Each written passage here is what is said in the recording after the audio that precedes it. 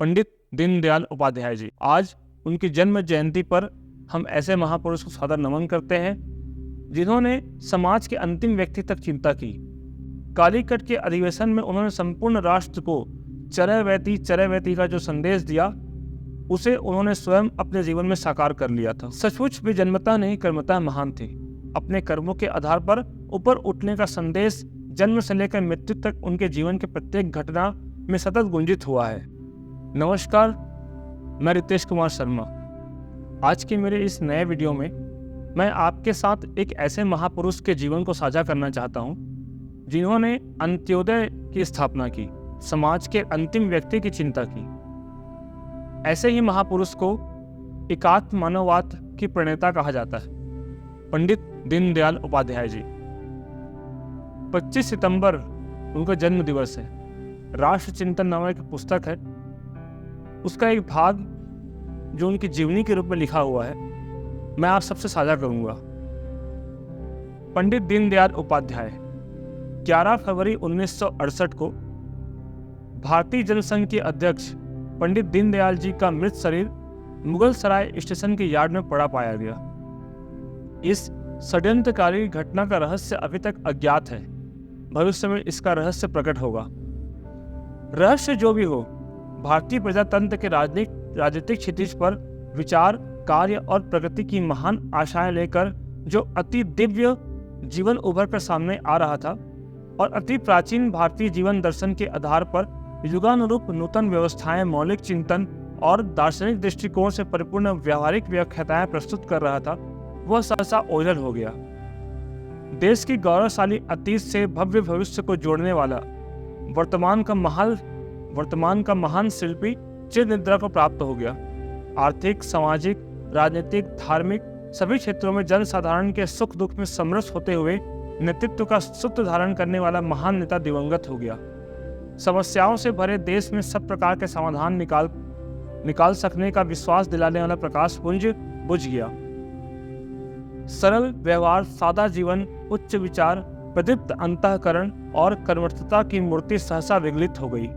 इसलिए जनसंघ के वर्तमान अध्यक्ष पंडित अटल बिहारी वाजपेयी ने कहा कि सूर्य ढल गया, अब हमें तारों के प्रकाश में मार्ग खोजना होगा। निसंदेह पंडित जी इतने नम्र और सरल थे कि उनकी महानता पहचान पाना कठिन था, और वे इतने महान थे कि उनके आसपास की हर वस्तु ध्येय को समर्पित थी। पंडित दीनदयाल उपाध्याय जी का जन्म 25 सितंबर 1916 को हुआ था। उनके नाना पंडित चुन्नीलाल शुक्ल जयपुर अजमेर रेलवे लाइन पर स्थित ग्राम धनकिया में स्टेशन मास्टर थे। पंडित दीनदयाल जी का जन्म नाना के घर इसी ग्राम में हुआ। उनके पिता का नाम श्री भगवती प्रसाद उपाध्याय था और वे उत्तर प्रदेश के मथुरा जिले में ग्राम फर्रह के समीप जलेसर रोड स्टेशन पर रेलवे में स्टेशन मास्टर थे। आपके पितामह पंडित हरिराम जी शास्त्री ज्योतिष शास्त्र में अपने समय के अति प्रसिद्ध विद्वान माने जाते थे। बताया जाता है कि पंडित हरिराम जी शास्त्री की मृत्यु पर आगरा और मथुरा में उनके समानार्थ शोक हड़ताल भी हुई थी। बाल्यकाल में जब उनकी आयु लगभग 7 वर्ष की थी, दीनदयाल उपाध्याय जी की, जब 7 वर्ष की उनकी आयु थी, उनके माता पिता का देहांत हो गया और उनका पालन पोषण उनके मामा श्री राधा रमण जी शुक्ल के घर में हुआ। विपत्तियों एवं प्रतिकूल परिस्थितियों से जूझने का क्रम इस प्रकार बाल्यकाल से ही उनके लिए प्रारंभ हो गया। बाल्यकाल में माता पिता के स्नेह छाया से वंचित होने का दुख संपूर्ण जीवन को जर्जर कर देने के लिए पर्याप्त होता है। दुर्भाग्य की इस चपेट से विरले ही उबर पाते हैं। कोमल आयु में स्वावलंबन और कष्ट सहने की परीक्षा निसंदेह कठोरता ही गिनी जाएगी। नन्हे बच्चे जब प्यार और दुलार की थपकियां पा रहे हो, तब कोई एकाकी बालक सिसकियों को पीकर मुट्ठी में दुर्भाग्य को दबोचने का यत्न करे तो यह उसकी अपने प्रति कठोरता ही मानी जाएगी। सचमुच अपने प्रति कठोरता बरतने और कर्म में ध्यान एकाग्र करने का मंत्र पंडित दीनदयाल जी ने बाल्यकाल में ही ग्रहण कर लिया। विद्यार्जन की सीढ़ियां सफलतापूर्वक चढ़ते गए और उन्होंने अजमेर बोर्ड की मैट्रिक की परीक्षा सीकर के कल्याण हाई स्कूल से जब उत्तीर्ण की तो एकाग्रता में उन्हें स्वर्ण पदक प्राप्त हुआ। वे संपूर्ण बोर्ड में सर्वप्रथम उत्तीर्ण हुए। एकाग्रता के साथ मन बुद्धि को नियोजित कार्य में लगाने से भला ऐसी कौन सी बाधा है जो जीती न जा सके, और ऐसी कौन सी परीक्षा है जिसमें सफल न हुआ जा सके। यही क्रम चल पड़ा।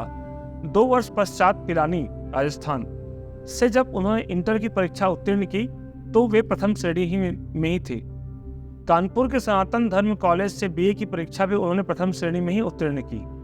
यही वह समय है जब कानपुर में सन 1937 में उनका संपर्क राष्ट्रीय स्वयंसेवक संघ से हुआ। उत्तर प्रदेश में संघ कार्य की नींव रखने वाले माननीय श्री भाऊराव जी देवरस से उनका परिचय उनके लिए राष्ट्र समर्पित जीवन जीने का व्रत अंगीकार करने का महामंगल क्षण बन गया। मेधा को लक्ष्य मिला और उनकी शक्तियां राष्ट्रीय स्वयंसेवक संघ के कार्य में अधिकाधिक नियोजित होने लगी। कानपुर के सनातन धर्म कॉलेज से बीए उत्तीर्ण करने के बाद यद्यपि वे आगरा से अंग्रेजी साहित्य में एमए करने के लिए सेंट जॉन कॉलेज में प्रविष्ट हुए। प्रथम वर्ष उन्होंने उत्तीर्ण भी किया था, किंतु वे एमए के द्वितीय वर्ष की परीक्षा न दे सके। इस समय वे आगरा में अपने आजी और बहन के साथ रहते थे। बहन का स्वास्थ्य खराब हो गया और उनकी सेवा शुश्रूषा के लिए उन्हें उस पहाड़ पर निर्गसोपचार हेतु ले जाना पड़ा। इसी कारण उन्होंने एमए के द्वितीय वर्ष का अध्ययन स्थगित कर दिया। राष्ट्रीय स्वयंसेवक संघ के प्रचारक के नाते वे 1942 में लखीमपुर जिले में नियुक्त हुए। शिक्षा कार्य में योगदान देने के लिए यदाकदा वे वहां के एक हाई स्कूल में निःशुल्क अध्यापन का कार्य भी किया करते थे। उनकी अद्वितीय प्रतिभा, उच्च चरित्र और व्यवहार कुशलता से प्रभावित होकर स्कूल के प्रबंधकों ने उन्हें मुख्याध्यापक का स्थान देने की इच्छा प्रकट की, किंतु श्री दीनदयाल जी ने उसे अमान्य कर दिया। 3 वर्ष के कार्यकाल में ही वे उत्तर प्रदेश में राष्ट्रीय स्वयंसेवक संघ के सह प्रांत प्रचारक बन गए। सन 1951 में जनसंघ के निर्माण तक वे इसी क्षेत्र में इसी दायित्व में कार्यरत रहे। इस बीच पंडित दीनदयाल जी ने न केवल संघ शाखाओं के विस्तार का संगठन कार्य किया, बल्कि संघ पर प्रतिबंध लगने के कालखंड में समाचार पत्र तथा पुस्तक प्रकाशन का साहित्यिक कार्य भी सफलतापूर्वक किया। सम्राट चंद्रगुप्त जगत गुरु शंकराचार्य नामक 2 पुस्तकें आपने लिखी। इसके अतिरिक्त राष्ट्रधर्म जो मासिक पत्रिका है और पांचजन्य जो साप्ताहिक पत्रिका है, उसका भी आपने सफलतापूर्वक संपादन किया। लखनऊ में राष्ट्रधर्म प्रकाशन लिमिटेड के संस्थापक भी आप बने। भारत की राजनीति में कांग्रेस की राष्ट्र विघात की और अदूरदर्शी नीतियों के परिणाम स्वरूप पाकिस्तान का निर्माण होने के बाद कांग्रेस में सत्ता राजनीति की दौड़ प्रारंभ हो गई। देश की आर्थिक, सामाजिक, शैक्षणिक, औद्योगिक सभी क्षेत्रों में गिरावट के आसार प्रकट होने लगे। ऐसे क्षणों में राजनीतिक क्षेत्र में नए नेतृत्व की आवश्यकता गूंज उठी। इसी महती आवश्यकता की पूर्ति में जब 1951 में डॉक्टर श्यामा प्रसाद मुखर्जी के नेतृत्व में अखिल भारतीय जनसंघ का निर्माण का विचार किया जा रहा था, तब पंडित दीनदयाल जी उपाध्याय ने 21 सितंबर 1951 को लखनऊ में प्रादेशिक सम्मेलन बुलाकर प्रदेश जनसंघ की स्थापना की। ठीक 1 मास बाद 21 अक्टूबर 1951 को दिल्ली में डॉक्टर श्यामा प्रसाद मुखर्जी के नेतृत्व में अखिल भारतीय जनसंघ की भी स्थापना हुई। 1952 में जनसंघ का प्रथम अखिल भारतीय अधिवेशन कानपुर में आयोजित किया गया। पंडित दीनदयाल जी की संगठन कुशलता से जनसंघ का यह पहला अधिवेशन ही अत्यंत सफल हुआ। इसी अधिवेशन में पंडित दीनदयाल जी उपाध्याय को अखिल भारतीय महामंत्री का पद सौंपा गया, जिसे उन्होंने जनसंघ के कालीकट अधिवेशन तक 1967 तक निभाया। कानपुर से कालीकट तक जनसंघ के शीर्ष स्थान पर डॉक्टर श्यामा प्रसाद मुखर्जी, आचार्य रघुवीर जैसे अखिल भारतीय विद्वान विराजमान हुए, किंतु दुर्भाग्य से अल्पकाल में ही वे छिप गए। पंडित दीनदयाल जी उपाध्याय ही एक ऐसे व्यक्ति थे जो इस रिक्तता के समय आशा और विश्वास की ज्योति स्तंभ बनकर मार्गदर्शन का दायित्व निभाते रहे। कश्मीर का आंदोलन हो या किसान मजदूरों का मोर्चा, पंचवर्षीय योजना हो या सामाजिक गुत्थी, सभी स्थानों एवं कार्यों में पंडित दीनदयाल जी का मार्गदर्शन देश को प्राप्त होता रहा।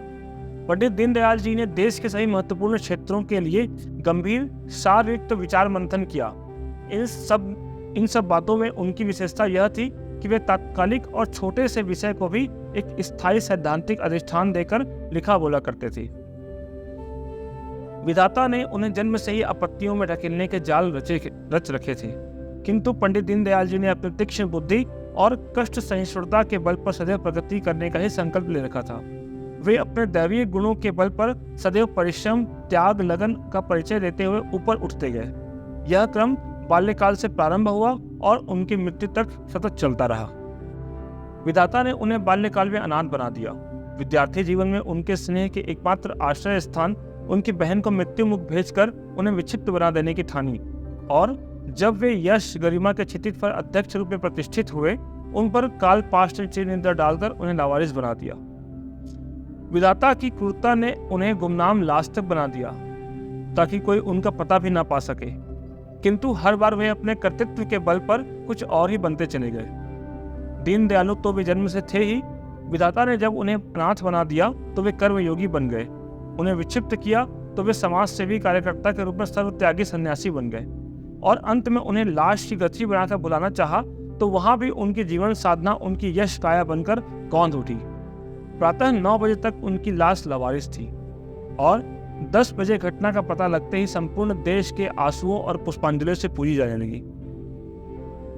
विधाता ने उन्हें एक मुट्ठी राख बनाना चाहा, और वे चिता भस्म से उठकर जन जन की स्मृतियों में सदैव सदैव के लिए समा गए और अमृत का वर्ण कर लिया। सचमुच वे जन्मतः नहीं कर्मतः महान थे। अपने कर्मों के आधार पर ऊपर उठने का संदेश जन्म से लेकर मृत्यु तक उनके जीवन के प्रत्येक घटना में सतत गुंजित हुआ है। उन्होंने संघर्षपूर्ण जीवन में सदैव कर्म की श्रेष्ठता को प्रस्थापित किया। कालीकट के अधिवेशन में उन्होंने संपूर्ण राष्ट्र को चरैवेति का जो संदेश दिया, उसे उन्होंने स्वयं अपने जीवन में साकार कर लिया था। आज उनकी जन्म जयंती पर हम ऐसे महापुरुष को सादर नमन करते हैं जिन्होंने समाज के अंतिम व्यक्ति तक चिंता की।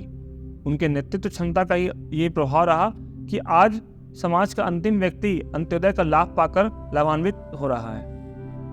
आप सभी ने मुझे धैर्य से सुना, इसके लिए आपका बहुत बहुत आभार, धन्यवाद।